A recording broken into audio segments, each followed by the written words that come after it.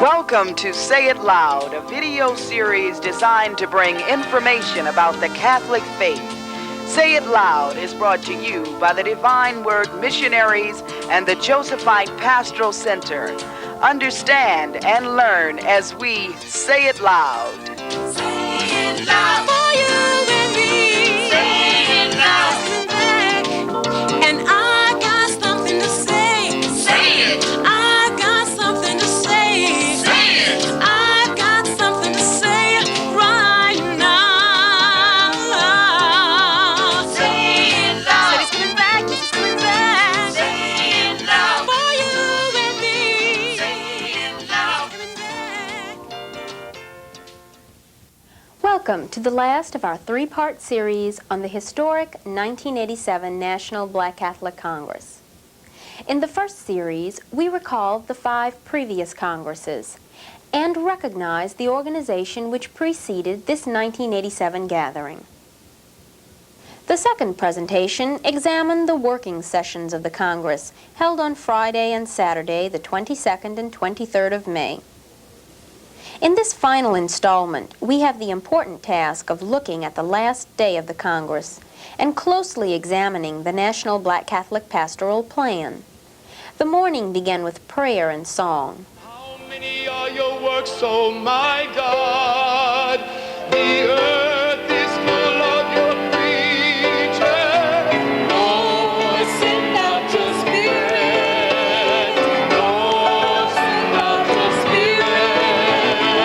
Lord, send out your spirit and renew the face of the earth. Teresa Favors was recognized for her hard work and organization. She in turn introduced the many people who had assisted her. Let us never forget that a people without a vision will die. These have been our visionary leaders. I'm very grateful for their vision, really.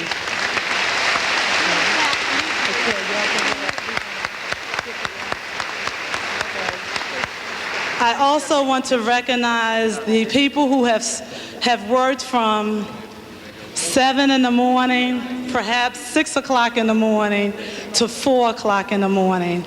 They have been the on-site people who did the transportation, the housing, the logistics, the signs, the pages, the hospitality, the meals. They have been invaluable. Here they are.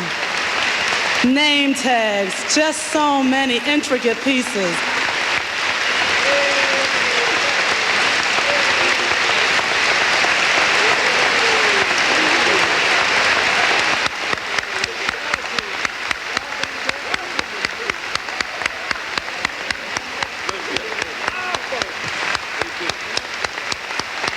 Melba Hill then gave the results of the Resolutions Committee. Resolutions could only be considered by the General Assembly after 250 delegates had signed a petition favoring a certain item. One resolution in particular, which received more than enough names, was that which asked for more black ordinaries. The sisters who were present at the Congress then walked into the auditorium with signs, visually indicating to the delegates the pastoral plan which they had approved. Bishop Ricard then asked the priests and deacons to come forward and be of service to the Congress by passing out crosses made from the acacia tree.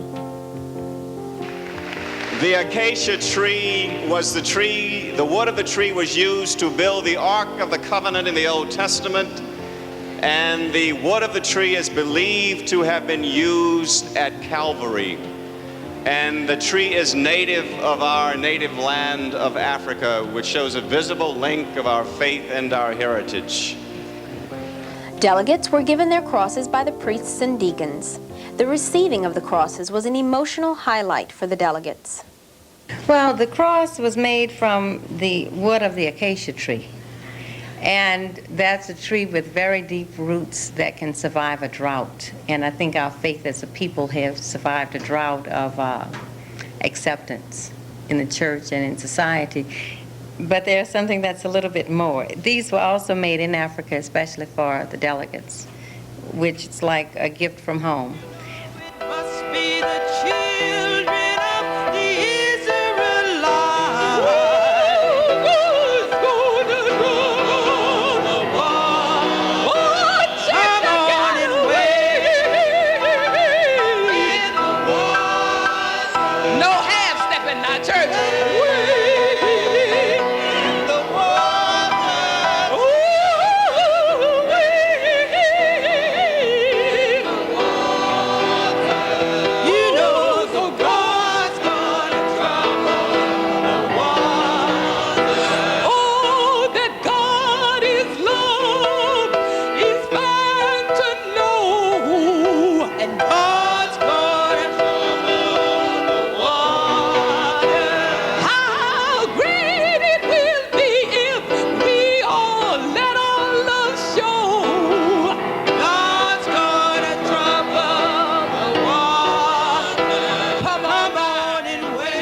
We stand within this covenant and recommit ourselves to be sisters and brothers. We come and go within this covenant, rooted in our blackness, eager to go forth and proclaim the liberating good news of the Master. Let us now lift up our voices in a covenant of love.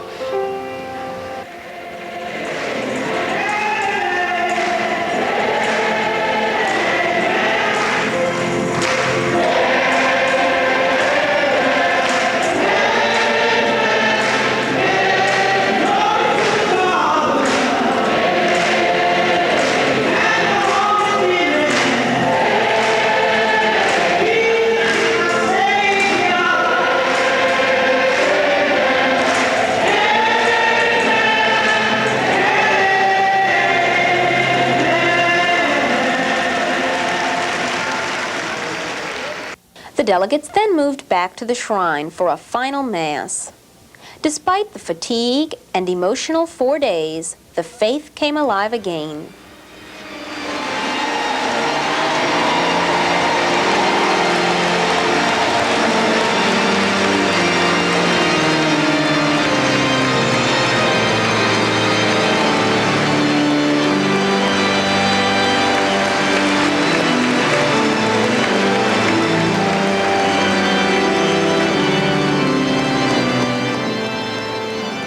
Singing and liturgical movement once again brought into perspective the Catholicity of this Congress.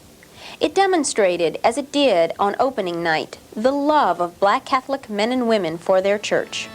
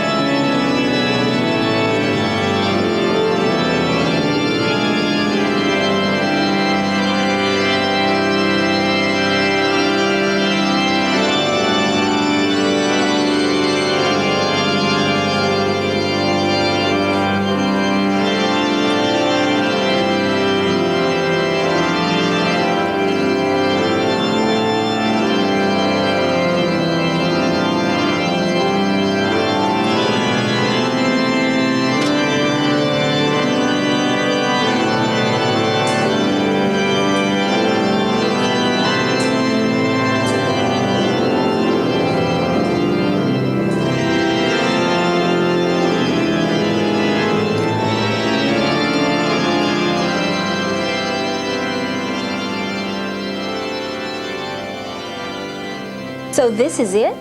The Congress is now over? We asked that question of the delegates. No, it's not. It's only begun. It would be over if we didn't try to implement any of the working documents that we had developed at the Congress. The Congress is like any other Congress. Until you start to implement those ideas that you had developed at the Congress, your work is only half done. The Congress came to a close. That event came to a close May 24th with the closing mass. It was clear that everyone had a sense of being sent, and there was a kind of a rising expectation. We see the work as just beginning. Oh no, the Congress life is long-standing. It's far into the future. If God would give me life to see just part of it, I would thank God for that. No, the Congress has just begun. I think it was the beginning of a full, successful story. As in any story, you have many chapters. We had a beginning, and I thought the beginning with planning was a well-thought-out plan. I really thought that the first meeting, which would perhaps begin the chapters of this successful story, was an unfolding of what the needs are and how we're going to try to meet the needs of the people across the country. So you see, the Congress is not over. The actual gathering has concluded, but the implementation of the pastoral plan is in the infancy stage. As Bishop Francis stated in his homily at the final Mass, the Spirit must now fall afresh. Spirit of the living God, fall afresh on us. Mold us. Mold us into caring and concerning Black Catholics. Mold us into bold, visionary, and realistic Black Catholics. Mold us into disciples who are affirming, generous, caring, and loving. Mold us most of all into the image which will be recognized by all as the Christ image. The substance and significance of the Congress is found in this pastoral plan. The plan is divided into 3 sections. Section 1 addresses Black identity and culture. Section 2 examines leadership and pastoral ministry. Final section is entitled Reaching Out to Community, School, and Parish. All 3 sections of the pastoral plan are very important. One cannot say that this part is more important than that part. One way to look at the plan is to realize that the 3 parts hinge on each other. Therefore, it is important not to isolate one part of the plan. It would be unfaithful to the Congress to accept 1 or 2 parts and dismiss the others. The major emphasis in the first section is on Black history and culture. The pastoral plan proposes the study and examination of the cultural and historical contributions of Black Americans to the church and society. History of any people must never be forgotten. The development of cultural resources should be encouraged. An increase in videotape programs such as Say It Loud and audiovisuals which reflect Black life and experiences should be advanced. The Congress proposed that the Catholic community identify skills and talents of local Blacks who, through dance, drama, and music, could bring a Black cultural perspective into the church. The Congress calls for the use of Black cultural symbols in houses of worship, schools, and Catholic institutions that serve special needs. The Congress addressed Black family traditions and values. The Black family must remain strong, said the Congress. One thing in particular was that as Black families, we should look out for our children and be sure that they are not dealing with the drugs, and also that be aware of their peers, who they're around with, and kind of pull ourselves as a Black family, be a person not only, say, with a blood family, but as a family of Blacks, come together and be as one. Some of us grow in a family, but we really never get to know each other because time is not taken for dialogue, for communication. And so a young person finds it very difficult to communicate with mom and dad because they don't know each other. Mom and dad are working, kids going out to school, and so praying together, eating together, doing things together as a family, so that the spiritual aspect may permeate the relationship, communication, understanding. Family can exist to support, to help the individual develop values, and at the same time to help that individual interpret what he or she sees in the environment. Today, for some reason, our black families have been programmed by the media. They have not espoused their African legacy. As a matter of fact, they don't even know what that is all about.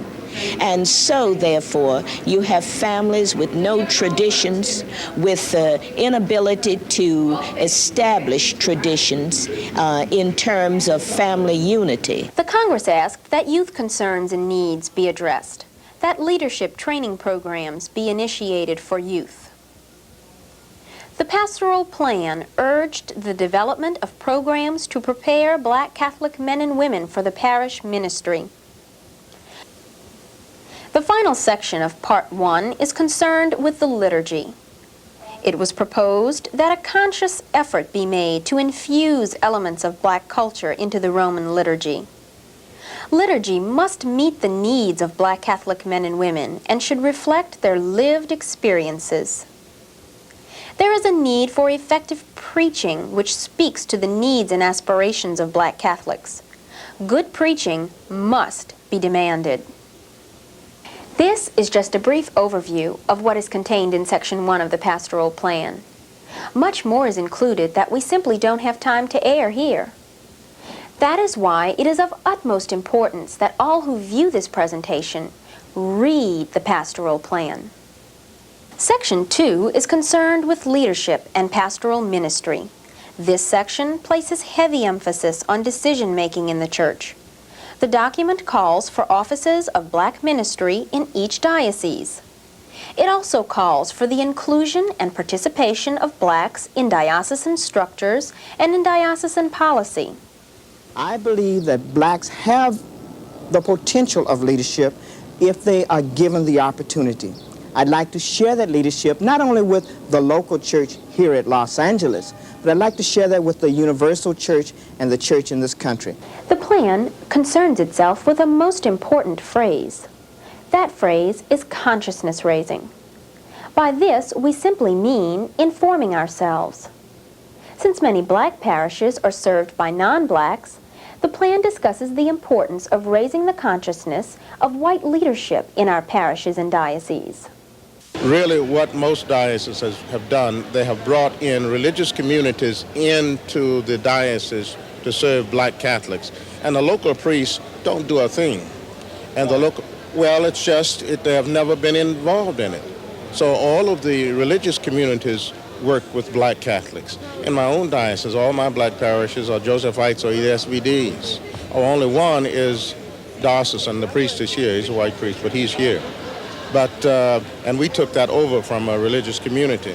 But we have to get our priest. And one thing, a lot of my priests are from Ireland. And so what I have to do is to all get those priests to understand the mission of evangelization. Black Catholics need to raise their consciousness by sharing and showcasing the various gifts which are present in the community. There should be joint programs with other black parishes, and white or mixed parishes should be invited to attend. This section on consciousness raising ends with the call not to be shy. Parishes should write articles, submit photos to various news media, so that the diocese and wider community will know what is happening. If authentic black leadership is to become a reality in our churches, then the encouragement of vocations must be actively pursued. The Pastoral Plan challenges parishes to develop vocations in their churches by having a vocations committee on the parish council. Parishes should work with schools and parents and make materials available which will encourage young men and women to consider a religious life. There should be a vocation support system for young men and women studying for the priesthood or religious life. We asked Ron Broussard, a seminarian who attended the Congress, why there was a need for such a support system. I think that's important because, for me personally, seminary, and in talking to seminarians from across the country, I find most black seminarians have the same general experience that we're being trained in a white seminary setting, a white cultural setting. The formation for me is basically a white formation program. And that's fine because it helps me to minister to the white community as well. But when I think of my own black brothers and sisters, which is the focal point of my response to God's call, I find that if I can't get that particular viewpoint, that particular aspect of theology on my own, for the most part, or back within the community, I'm at a loss for it. I find it's very easy as a black seminarian to fall into that trap of just getting trained in the seminary and walking out and being totally out of touch with my people. Parishes, as the plan emphasizes, must also develop lay leadership. Development of the gifts of the laity must be a priority, for the church cannot rely solely on priests, sisters, or religious. The church is the people of God, and everyone must contribute to that church. We all have a right to participate in the decision-making processes going on within our churches. The most memorable resolution for me was the resolution that concerned itself with training of lay leadership. And it brought to reality the fact that we are able, we are competent, and that when given an opportunity with the proper resources and the proper training, that we can go out and evangelize and administer and then serve our parishes in that capacity. The middle section, therefore, emphasizes the fact that parishes must grow. They cannot remain stagnant. Parishes can and will grow and become beacons of evangelization if lay leadership is developed. The theme of the development of lay leadership was a constant refrain of the Congress. The third leg of the pastoral plan has to do with reaching out to the community. Father Williams said it so well. We must come and go. Parishes must realize that there is a wonderful black history and culture, and it can be developed in the leadership of the laity. Once that consciousness is raised, then parishes and parishioners must go forth. One issue raised in this third section was the importance of the local church to support Catholic schools. Schools continue to be of utmost importance for the black community. In reaching out, education cannot be underestimated. Obviously, the Catholic Church and the Catholic educational system has made a contribution in the past, and it must continue to do so. And so when we talk about education, you put it as a priority. You're right on target, because where one might have thought, or people may have thought that we have done all that we needed to do, not at all. We've lost ground. The pastoral plan urges parishes to become beacons of hope and to reach out to the needs of the community. Every parish faith community must take seriously the plight of the poor. Social action must not be just another word, but it must be a reality.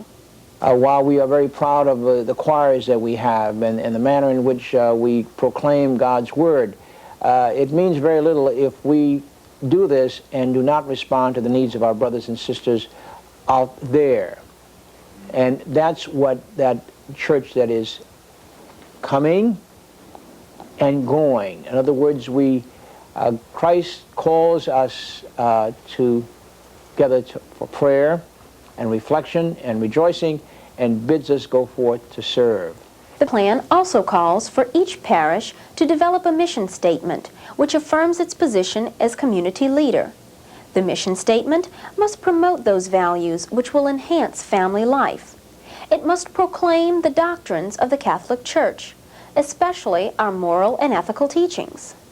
I think that until we learn to be Christians and loving with ourselves and loving to one another, that we will get nowhere. And to me, those are the elements that are foremost in order for us to progress as a people.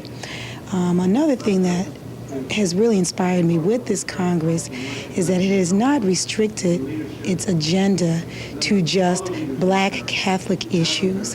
It has, however, addressed itself to the larger Black community. And I think that if we are in the business of bringing Blacks into the church and into a relationship and a closer walk with God, we have to look at all the issues that affect all of our Black brothers and sisters. And so I appreciate that aspect of the Congress. The meeting of May 21st through the 24th, 1987, was the event. However, that does not mean the movement is over. The Congress movement is alive and well. Now, the work comes in aiding dioceses to implement the pastoral plan. Work begins now on planning for Congress 7. The National Black Catholic Congress of 1987, the 6th Congress held by Black Catholics in this country, is now history. However, future generations will judge us on how we carry forth with the principles and ideas found in the pastoral plan. Will this Congress make a difference in the lives of Black Catholic men and women? It should, and it can. But this can only happen if Black Catholics take seriously their unique culture and history. If individual parishes build on that culture by developing authentic leadership. If parishes go out to the community. To many of us, the Congress may have seemed like just another meeting. But if you have been watching these presentations closely, you will notice a difference. The first difference is the fact that the Church has affirmed what took place in Washington, D.C. at the 1987 National Black Catholic Congress. Second, this Congress is distinct from other such meetings because it was truly a grassroots assembly of Black men and women. Finally, the most prominent item of the Congress was the 59-point pastoral plan. Not only the plan, but the implementation of that plan, which the national office is so faithfully following, is the key. Unfortunately, we can only include so much about the pastoral plan in a video. That is why it is so important to read the plan. The event is over, but the movement is just beginning. The Congress tells us over and over to say what we say at the end of all of our videos. Say it loud. I am proud to be Black and Catholic. Coming back.